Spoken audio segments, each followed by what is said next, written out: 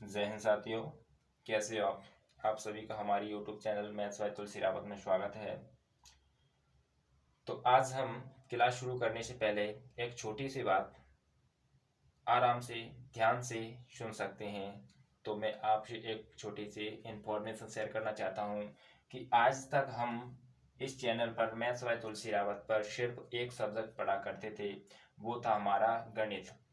लेकिन आज से पढ़ेंगे हम इस पर एक और सब्जेक्ट ऐड किया है, वो है हिंदी। क्योंकि आजकल हिंदी हर एग्जाम में लगभग लगभग पूछा जा रहा है, चाहे वो एमपीएसआई हो, एमपी पटवारी हो, टीचर हो, यूपी पुलिस हो, यूपी लेखपाल हो, और बहुत से जैसे बहुत सारे हिंदी एग्जाम है, उसमें हिंदी बहुत अच्छे तरीके की पूछी जा रही है। क्योंकि पहले पूछा करते थे वो नॉर्मल क्वेश्चन थे, लेकिन अब ऐसा नहीं है। तो दोस्तों, हम जीरो लेवल से हाई लेवल तक का कवर करने की कोशिश करेंगे। तो देर ना करते हुए सबसे पहले हम शुरुआत करेंगे हिंदी शब्द का इतिहास। क्या? हिंदी शब्द का इतिहास। हिंदी शब्द का इतिहास। इतिहास, ठीक है। क्या पढ़ रहे हैं हम? सबसे पहले हिंदी शब्द का इतिहास, ठीक है दोस्तों। तो आप कहोगे कि शुरुआत तो सर वर्णमाला से होती है। तो मैं आपको एक बात जरूर शेयर करना चाहूंगा इस पर, क्योंकि हर स्टूडेंट का, हर छात्र का, हर दोस्त का यही एक सेटअप बना हुआ है माइंड का कि हमेशा हिंदी की शुरुआत होती है वो वर्णमाला से होती है। लेकिन ऐसा कुछ नहीं है, क्योंकि वर्णमाला से पहले और भी कुछ पढ़ाया जाता है, उसे टीचर अधिकतर इग्नोर मारते हैं। जबकि क्वेश्चन यहीं से पूछे जा रहे हैं आजकल, तो वो है हिंदी शब्द का इतिहास। तो सबसे पहले क्वेश्चन किस तरीके के पूछे जाते हैं, तो मैं आपके लिए एक क्वेश्चन शेयर करना चाहता हूं। जैसे क्वेश्चन नंबर अपना है 1। तो किस तरीके से क्वेश्चन पूछे जाते हैं, जैसे कि हिंदी किस भाषा का शब्द है। पहला क्वेश्चन हमारा, हिंदी हिंदी किस भाषा का शब्द है। तो क्वेश्चन क्या है? हिंदी किस भाषा का शब्द है, पहला क्वेश्चन। और आपके लिए ऑप्शन भी है। तो ऑप्शन नहीं दे रहा, मैं डायरेक्टली आपके लिए बता दे रहा हूं, लेकिन चलो ऑप्शन में दे रहा हूं। यानी कि option number 1, option number A है, तो वो है, उसने बोला हिंदी किस भाषा का शब्द है। तो सबसे पहले option number A Farsi, option number A है उसमें फारसी। ऑप्शन नंबर बी है अगली, ऑप्शन नंबर सी है वो है अविस्ता, और ऑप्शन नंबर डी है हमारा सिंधु। ऑप्शन नंबर डी है सिंधु। तो दोस्तों, ऐसे हमारे लिए क्या है, ऑप्शंस दिए जाते हैं। तो सबसे पहले हमारा जो क्वेश्चन पूछा गया है कि हिंदी किस भाषा का शब्द है। तो दोस्तों, अगर इसको आप इस क्वेश्चन का आपके पास आंसर पहले से था, तो आप कमेंट सेक्शन में हमें कमेंट करके बता सकते हैं, अपनी राय शेयर कर सकते हैं कि सर हमें पहले से पता था।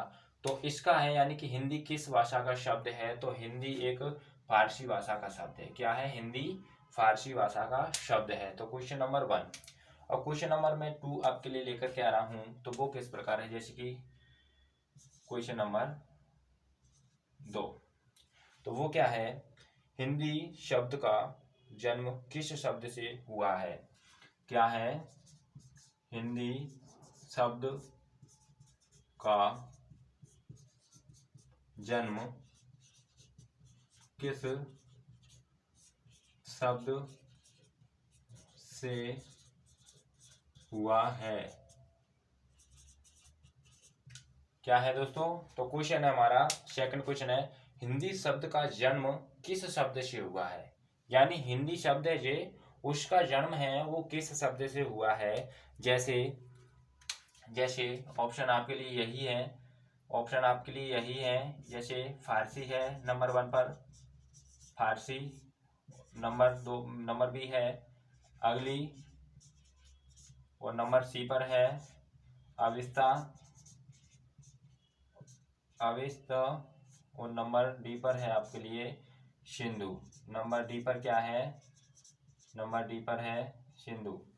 तो दोस्तों, हिंदी शब्द का जन्म किस शब्द से हुआ है? अगर ऐसे करके आपके लिए क्वेश्चन आए तो सबसे पहले हिंदी शब्द का जो जन्म हुआ है वो फारसी शब्द से हुआ है। किससे हुआ है? फारसी शब्द से। तो क्वेश्चन नंबर सेकंड क्या है? फारसी शब्द है।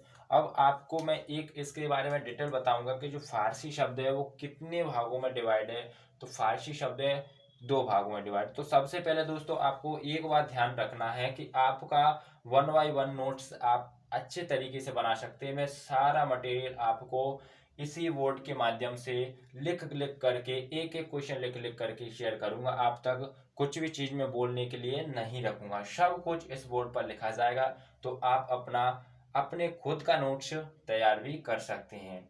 तो इसी के लिए हम पढ़ेंगे अब जो फारसी शब्द है, तो वो फारसी शब्द कितने भागों में डिवाइड हुआ है। तो इसको मैं मिटा दे रहा हूँ अभी के लिए।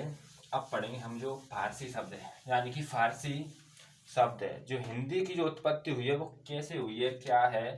तो इसके लिए हम क्या पढ़ेंगे, यानी कि फारसी शब्द। तो ये फारसी है, ये 2 भागों में हमारा क्या है? डिवाइड है। क्या था? 2 भागों में ये टूटा हुआ था। एक था आर्य, क्या था? एक था आर्य। फारसी लोग 2 भागों में, यानी कि एक आर्य और एक था आर्योत्तर। क्या था दोस्तों? आर्योत्तर। ठीक है। तो अब इसके बारे में हम क्या समझते हैं यहाँ से। तो सबसे पहले हम समझते हैं जैसे फारसी है तो आर्य है। तो दोस्तों आर्य थे वो हमारे भारत के मूल्यवासी नहीं थे। क्या थे? आर्य भारत के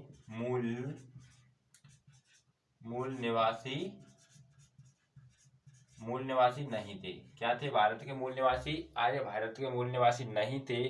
तो सबसे पहले जो आर्य लोग आए थे वो भारत के सिंधु के तराई क्षेत्र में आए थे। क्या दोस्तों?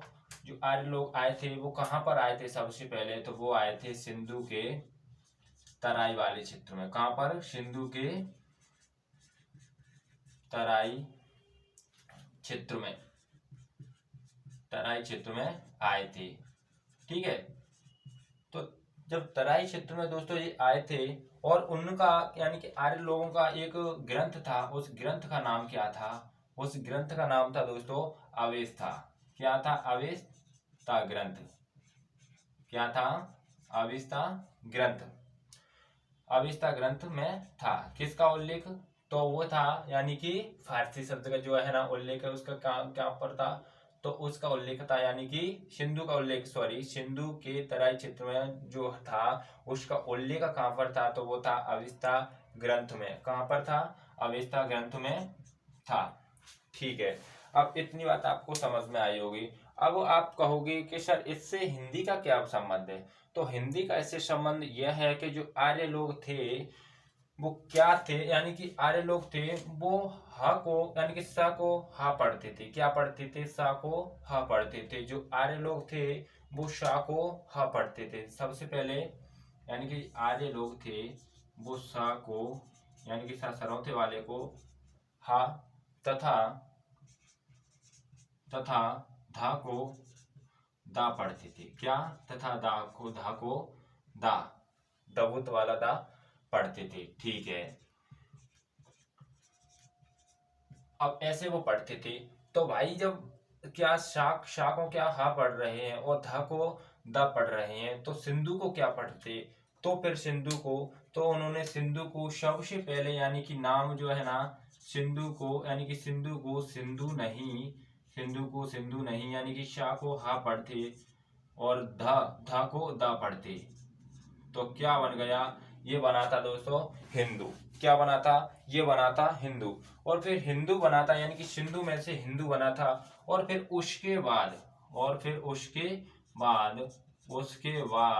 क्या हुआ? उसके बाद हिंदू में उन्होंने एक प्रत्यय और जोड़ दिया। क्या जोड़ दिया? यानी कि इसमें एक प्रत्यय और उन्होंने जोड़ा था। तो हमारे हिंदी का नाम यानी कि सिंधु का नाम हिंदू बना। फिर हिंदू से अब क्या बन रहा है? अब बन रहा है इंदीक।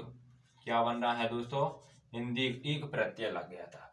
ठीक है, एक प्रत्यय लग गया था और ऐसे ऐसे करके आगे चल करके इस का काम उन्होंने खत्म कर दिया और हमारी भाषा बन गई हिंदी और हमारी शब्द बना था फिर हिंदी। उसी में से उत्पत्ति हुई है हमारे हिंदी शब्द की। यानी कि जो आर्य लोग थे, सबसे पहले फारसी यानी कि दो भागों में डिवाइड थे, आर्य और आर्योत्तर। तो आर्य लोग हमारे भारत के मूल निवासी नहीं थे, यानी कि बाहर के लोग थे। जब भारत में आएंगे तो कहीं ना कहीं किसी ना किसी क्षेत्र से तो इंटर भारत के अंदर करेंगे।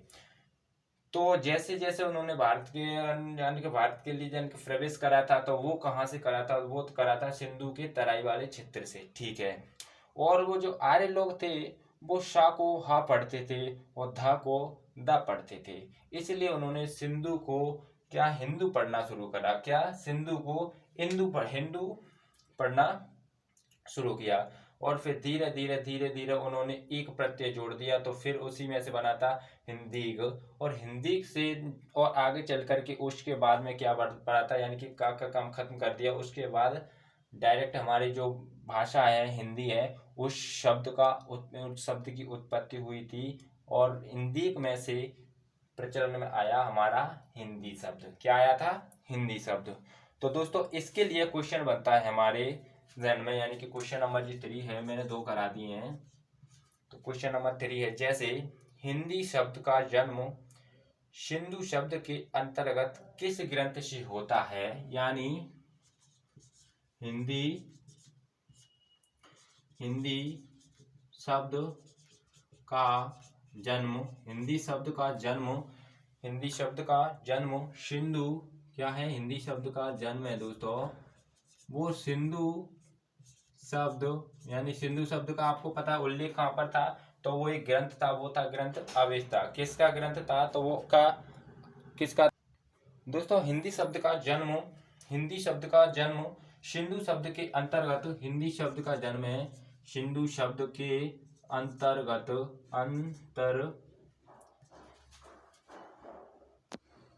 तो दोस्तों हम पढ़ रहे थे जैसे कि हिंदी शब्द का जन्म सिंधु शब्द के अंतर्गत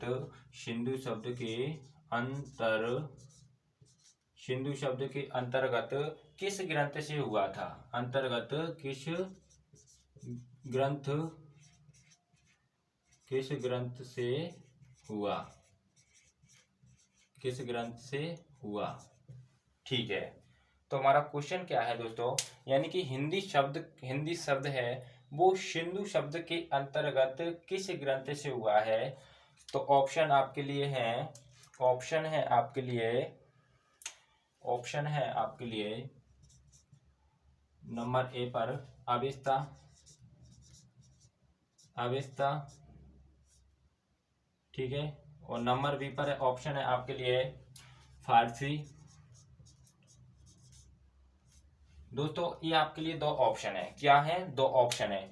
तो सबसे पहले आपको समझना है कि क्वेश्चन में जो डिमांड है वो क्या है। तो सबसे पहले यानी कि हिंदी शब्द है, तो हिंदी शब्द का जो जन्म है वो सिंधु शब्द के अंतर्गत किस ग्रंथ से हुआ है? तो दोस्तों यहाँ पर ग्रंथ की बात की गई है, जबकि डायरेक्ट क्वेश्चन हमारा ये नहीं है कि हिंदी शब्द किस शब्द का, यानी कि किस शब्द, हिंदी शब्द की शुरुआत किस शब्द से, तो हम फारसी लगाते थे, लेकिन अब उसने पूछा है ग्रंथ, यानी कि सिंधु शब्द के अंतर्गत किस ग्रंथ से हुआ है? तो ग्रंथ था दोस्तों हमारा अवेस्ता। क्या था? ग्रंथ था अवेस्ता, यानी कि आर्य लोगों का जो ग्रंथ था वो अवेस्ता था और अवेस्ता ग्रंथ में ही सिंधु का जिक्र किया गया था। तो सबसे पहला हमारा क्वेश्चन नंबर 3 है, यानी कि हिंदी शब्द का जो जन्म हुआ है वो सिंधु शब्द के अंतर्गत एक ग्रंथ आता है, उस ग्रंथ का नाम है अवेस्ता। क्या है? अवेस्ता। तो इसी पर हमारा क्वेश्चन नंबर 3 भी कंप्लीट होता है। अब देखते हैं हम क्वेश्चन नंबर 4। तो दोस्तों ये बेसिक पॉइंट हैं, आपको याद रखने हैं और ये अभी समझने लायक है, लेकिन ये क्या है? ये स्टोरी टाइप है, तो आप याद रख सकते हैं इसे। अब हम पढ़ेंगे जैसे कि हिंदी के कितने नाम हैं। अगला क्वेश्चन है, क्वेश्चन नंबर 4 है, हिंदी के कितने नाम हैं? क्वेश्चन नंबर 4 क्या है? हिंदी के कितने नाम हैं? ऑप्शन है आपके लिए, ऑप्शन है ए में 4, ऑप्शन बी में दिया है 3, ऑप्शन सी में दिया है 5 और ऑप्शन डी है, तो डी में दिया है आपके लिए 6। अब इनमें से आपको बताना है कि हिंदी के कितने नाम हैं, हिंदी के कितने नाम हैं। भला आप कहोगे सर हिंदी का तो एक ही नाम है हिंदी, लेकिन ऐसा नहीं है दोस्तों। ये आपको बिल्कुल ही डीपली पढ़ा रहा है, बहुत ही गहराई से ये मैं आपको समझाने की कोशिश कर रहा हूँ। तो हिंदी के हमारे टोटल नाम हैं वो हैं 4। कितने हैं? 4। इनमें से नंबर 1 पर आता है क्या? तो वो आता है हिंदवी हिंदी। कौन सी? हिंदवी हिंदी, हिंदवी हिंदी। नंबर 2 पर आता है वो है जुबानी हिंदी। क्या है? जुबानी हिंदी। क्या है दोस्तों? जुबानी हिंदी। ठीक है। और नंबर 3 पर आता है हमारा, तो वो है शर हिंदी। क्या है दोस्तों? शर हिंदी। ये हमारे हिंदी के नाम है दोस्तों 4, शर हिंदी। और नंबर 4 पर आता है वो है हिंदुस्तानी हिंदी। क्या है दोस्तों? हिंदुस्तानी हिंदी। क्या है? हिंदुस्तानी हिंदी। ठीक है। तो ये हमारे हिंदी के टोटल नाम कितने हैं दोस्तों? तो टोटल नाम है वो है हिंदी के 4 नाम हैं। सबसे पहला नाम है हिंदवी हिंदी। क्या है? हिंदवी हिंदी। सेकंड नाम है जुबानी हिंदी। और थर्ड नाम था वो है सर हिंदी, यानी कि सर हिंदी। ये आपको समझ में नहीं आ रहा होगा, मैं दोबारा से लिख देता हूँ इसे। क्या है दोस्तों? सर हिंदी, यानी कि थर्ड पे कौन सा है? थर्ड पर है सर हिंदी, सर हिंदी। ठीक है। और फोर्थ पर है वो है हिंदुस्तानी हिंदी, हिंदुस्तानी। इसे तो आप जानते ही हो दोस्तों, हिंदुस्तानी हिंदी। तो ये हमारे हिंदी के टोटल 4 नाम थे। अब पढ़ेंगे हम क्वेश्चन नंबर 4। दोस्तों ये फैक्ट है, आपको ये समझना ही पड़ेगा, समझना प्लस याद रखने वाली चीज है, इसमें समझने की कोई बात नहीं, क्योंकि ये ग्रामर नहीं चल रही, ये हमारे बेसिक पॉइंट है। हिंदी के कितने नाम है? तो हिंदी के 4 नाम है, हिंदवी हिंदी, जुबानी हिंदी, सर हिंदी और हिंदुस्तानी हिंदी। अब पढ़ेंगे हम क्वेश्चन नंबर 5। क्वेश्चन नंबर 5 इसी से दोस्तों हिंदी शब्द का इतिहास है, इसी में हमारा क्वेश्चन नंबर 5 है। क्वेश्चन नंबर 5 है, तो वो है हिंदी का शुद्ध रूप क्या है? क्वेश्चन नंबर 5 है हिंदी का शुद्ध रूप। हिंदी का शुद्ध रूप क्या है? हिंदी का शुद्ध रूप क्या है? तो क्वेश्चन क्या है दोस्तों? हिंदी का शुद्ध रूप क्या है? इसमें ऑप्शन दे रहा हूं मैं आपके लिए। ऑप्शन है हिंदी, ऑप्शन है हिंदी, ऑप्शन बी है एक अनुस्वार वाली हिंदी है, दूसरा है आधा ना यानी कि पंचमाक्षर ना वाली हिंदी, और सी है हमारा, सी है ए बी दोनों, ए व बी दोनों, ए व बी दोनों। तीसरा है दोस्तों हमारा ए व बी दोनों, और चौथा ऑप्शन है आपका इनमें से कोई नहीं, इनमें से कोई नहीं, इनमें से कोई नहीं। क्या है दोस्तों? इनमें से कोई नहीं। तो आपका करेक्ट आंसर कौन सा होगा, यानी कि हिंदी का शुद्ध रूप क्या है? तो दोस्तों आपका करेक्ट आंसर इसमें ए और बी दोनों होंगे। क्या होंगे? ए और बी दोनों, यानी कि option number C is the correct answer. यानी कि हिंदी अनुस्वार वाली भी सही होता है, और हिंदी जो पंचमाक्षर है आधा ना लगा हुआ है, तो वो शब्द भी आपका सही है। अब मैं इसमें आपको बताता हूं, जैसे यह क्या है, जैसे किसी अनुस्वार यानी कि अनुस्वार लगा हुआ है, अनुस्वार वाला, और तो आप कहोगे सर फिर ऐसा क्वेश्चन क्यों उठ गया कि हिंदी का शुद्ध? तो दोस्तों ये आपको कंफ्यूजन करने के लिए आता है कि क्या है शुद्ध, दोनों इसको मानते हैं इसको। तो इसमें एक डिफरेंस भी है, एक डिफरेंस है, यानी कि जो अनुस्वार यानी कि जो बिंदी लगी हुई है, ये क्या है? तो यह हिंदी का मानक रूप है। क्या है दोस्तों? यह हिंदी का मानक रूप है। क्या है दोस्तों? मानक रूप है। क्या है ये? तो यह हिंदी का मानक रूप है यानी शुद्ध रूप है। कौन सा? बिंदी वाला। कौन सा है दोस्तों? बिंदी वाला शुद्ध है। जैसे कहते हैं कि जिसमें यानी कि जिसके माथे पर बिंदी नहीं वह हिंदी नहीं, जिसके माथे पर बिंदी नहीं वह गंगा नहीं, जिसके माथे पर जैसे ही कहा जाता है कि इसके माथे पर हिंदी बिंदी नहीं तो वो हिंदी नहीं। तो इसलिए जहां जहां बिंदी आपको दिख रही है तो वही हिंदी का क्या है? यानी कि मानक रूप है। मानक रूप यानी शुद्ध रूप है। क्या है दोस्तों? शुद्ध रूप है। जबकि शुद्ध ये दोनों ही हैं, यानी कि हिंदी का शुद्ध रूप क्या है? तो ए और बी दोनों हैं, लेकिन जो बिंदी वाला होता है वो हिंदी का क्या है? मानक रूप। अगर आ गया आपके लिए क्वेश्चन कि हिंदी शब्द का मानक रूप कौन सा है, तो आपको अनुस्वार वाला क्वेश्चन करेक्ट करना है। ठीक है दोस्तों, तो सबसे पहले आपको ये समझ में आ गया होगा। सबसे पहले आपको ये समझ में आ गया होगा। अब ये क्या है? पंचमाक्षर। क्या है दोस्तों? पंचमाक्षर। तो इसकी क्या भूमिका होती है? इसे क्यों लगाते हैं? यानी कि अनुस्वार या फिर आधा ना, यानी कि आधा ना है जैसे कि अंगा है, यह है, अना है, और जे आधा ना है, माँ है, ये क्या है? पंचमाक्षर है। कितने हैं? 5 हैं। तो इनके जुड़ जाने पर क्या होता है क्या नहीं? तो दोस्तों ये एक अनुस्वार का भी काम करते हैं।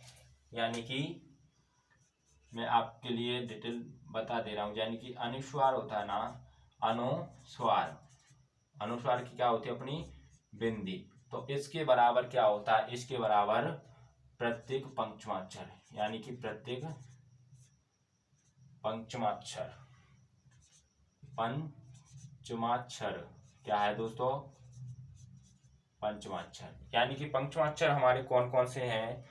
पंचमाक्षर कौन कौन से हैं? तो वो हैं अंगा। क्या है? अंगा। उसके बाद इया, उसके बाद अना, उसके बाद ना, उसके बाद मा। ये हमारे क्या है दोस्तों? 5 पंचमाक्षर है। ठीक है, यानी कि इसको हम अनुस्वार की जगह इनको यानी कि पंचमाक्षर का यूज कर सकते हैं, और पंचमाक्षर की जगह अनुस्वार का। लेकिन ऐसा हमने, अब आप कहोगे कि सर हिंदी में जो अनुस्वार लगाया तो आधा नाक कैसे आ गया? तो इसके भी कोई रूल होते हैं। क्या रूल होते हैं? तो रूल होते हैं दोस्तों, जैसे यहाँ पर क्या है? हिंदी। क्या डला हुआ है? हिंदी। क्या है? यानी कि डिटेल है दोस्तों, ये आप जरूर समझना और जरूर आपको समझ में भी आएगा। जैसे ये आधा ना ही क्यों लगा है? आधा माँ क्यों नहीं लगा? अना क्यों नहीं लगा? अंगा क्यों नहीं लगा? यह क्यों नहीं लगा? तो दोस्तों इसके बेसिक रूल होते हैं। वो रूल आपको मैं पढ़ाऊंगा, जैसे कि हिंदी व्याकरण में। जैसे वो है होता है क चट तप का नियम। तो जैसे क वर्ग में अंग आता है हमारा पंचमाक्षर, च वर्ग में य आता है पंचमाक्षर, ट वर्ग में अडा आता है, त वर्ग में आधा ना आता है, और प वर्ग में आता है माँ। तो आप कहोगे सर ये क्या? तो ये दोस्तों जैसे क वर्ग, क वर्ग क्या होता है? क वर्ग, क वर्ग में होते हैं क, ख, ग, घ, अंगा। ठीक है, अब आ गया च वर्ग। क्या है दोस्तों? च वर्ग, च, छ, ज, झ, य। अब आ गया आपका ट वर्ग। क्या है दोस्तों? ट वर्ग, ट, ठ, ड, ढ, इसमें अडा। अब आ गया आपका त वर्ग। क्या है दोस्तों? त वर्ग। क्या है? त वर्ग। इसमें आता है त, थ, द, ध और न। फिर उसके बाद आता है दोस्तों, यहाँ पर जगह नहीं है लेकिन यहाँ लिख देता हूँ मैं, प वर्ग। क्या आता है? प, तो प, फ, ब, भ और आधा मम। ठीक है, आधा म। तो इस प्रकार से दोस्तों ये हमारे पास क्या है? यानी कि 5 वर्ग हैं। क वर्ग, च वर्ग, ट वर्ग, त वर्ग और प वर्ग। तो इन्हीं के हिसाब से हमारे जो पंचमाक्षर यूज होते हैं वो कैसे? यानी कि अंगा है तो अंगा वो अपने ही वर्ग के अक्षरों के पहले यूज किया जाता है या फिर उसका प्रयोग होता है। जैसे अंगा के जो अक्षर हैं यानी कि उससे पहले, तो वो कौन कौन से हैं? यानी कि क है, ख है, ग है और घ है। तो अंगा जहां जहां प्रयोग होगा तो हमेशा क, ख, ग, घ से पहले होगा। यह होगा वो च, छ, ज, ज से पहले होगा। अना होगा ट, ठ, ड, ध से पहले होगा। और आधा ना है वो त से, थ से, द से और ध से पहले ही यूज होगा, क्योंकि ये उनके क्या है, इसी का वो क्या है, इन अक्षरों का पंचम अक्षर कौन सा है, न है। और जैसे जो माँ है तो प फ व भ से पहले यूज होगा। तो इसी प्रकार मैं समझा रहा था आपको हिंदी वाला। जैसे हिंदी में क्या आया है दोस्तों, हिंदी में आधा ना आया है। क्या आया है दोस्तों, आधा ना। हिंदी में आधा ना, जबकि इसे तोड़ा जाता है तो वो क्या है, जैसे हिम प्लस धी, हिम प्लस धी बराबर हिंदी, बराबर हिंदी क्या है, बराबर है अपनी हिंदी। ठीक है, तो देखिए यहाँ पर क्या है, यहाँ पर आधा माँ यानी कि मैं क्या है, आधा माँ। तो आधा माँ है, जबकि आना क्या चाहिए, आधा माँ है। और इससे जुड़ने वाला अगला सवाल वो है ना अक्षर, वो अक्षर कौन सा है, वो है अपना द। क्या है, द। और द किस वर्ग का है, तो वो है हमारा ता वर्ग का। और ता वर्ग में जो पंचम अक्षर है वो क्या है दोस्तों, न। तो हमें पता है कि त थ द, और द का पंचम अक्षर कौन सा होता है, न होता है। तो मैंने आपको पहले ही बताया था कि हमेशा वर्ग के हिसाब से पंचम अक्षर का यूज होता है। जैसे कि यहाँ म के पंचम अक्षर कौन से हैं, माँ खुद पंचम अक्षर है। माँ से पहले जो आने वाले यानी कि अक्षर वो कौन से हैं, माँ पहली बात किस वर्ग में आता है, तो प वर्ग में आता है। तो प वर्ग में और कौन से अक्षर आते हैं, यानी कि फ आता है, फ आता है, ब आता है, भ आता है। तो माँ हमेशा प फ ब भ से पहले आएगा, ना कि द से। तो द से पहले क्या आएगा दोस्तों, द से पहले आएगा, द का पंचम अक्षर कौन सा है, द का पंचमाक्षर होता है ना। क्या होता है दोस्तों, न। तो द से पहले माँ नहीं आएगा, वो आएगा हमारा यानी कि जुड़ने पर न। तो ये हमारा फाइनल आंसर है। इसलिए हम कहते हैं कि जहाँ पर अनुस्वार था, अनुस्वार मैं कहता हूँ कि अनुस्वार की जगह पंचम अक्षर को यूज करते हैं, लेकिन वो करते हैं हम नियमानुसार। नियम को हम तोड़ेंगे नहीं। जैसे यहाँ पर हम हिंदी नहीं लिखेंगे, यानी कि आधा माँ यूज नहीं करेंगे, आधा ना ही आएगा, क्योंकि आधा माँ है। तोड़ेंगे तो हिम प्लस दी आ जाएगा। लेकिन क्योंकि अनुस्वार की जगह पर एम आता है, मा आता है, मुझे पता है। जैसे कि हम संधि लिखते हैं तो सम प्लस दी बराबर संधि। जबकि जैसे एक तो हिंदी समझ लिया, और दूसरा है जैसे संधि होता है, संधि को हम तोड़ते हैं तो सम प्लस धी आता है। क्या आता है दोस्तों, सम प्लस धी। तो तोड़ने पर आधा माँ, यानी कि अनुस्वार का काम करता है आधा माँ, अनुस्वार का काम क्या करता है, आधा माँ। जबकि उसको जोड़ेंगे तो फिर हमारा फाइनल आंसर आएगा, तो वो आएगा दोस्तों संधि, यानी कि आधा ना, क्योंकि धा धा है और धा का पंचम अक्षर कौन सा है, ना है। तो दोस्तों हमेशा वर्ग के हिसाब से पंचम अक्षर लगते हैं, यानी कि अपने ही वर्ग से पहले पंचम अक्षर का यूज किया जाता है या होता है। तो ये हमारा फाइनल आंसर है दोस्तों। क्या है फाइनल आंसर, यानी कि इस तरीके से करते हैं। ठीक है, अब दोस्तों आज के लिए मैं इतना ही रखूंगा, क्योंकि पहली क्लास है तो ज़्यादा नहीं पढ़ा सकता हूं मैं।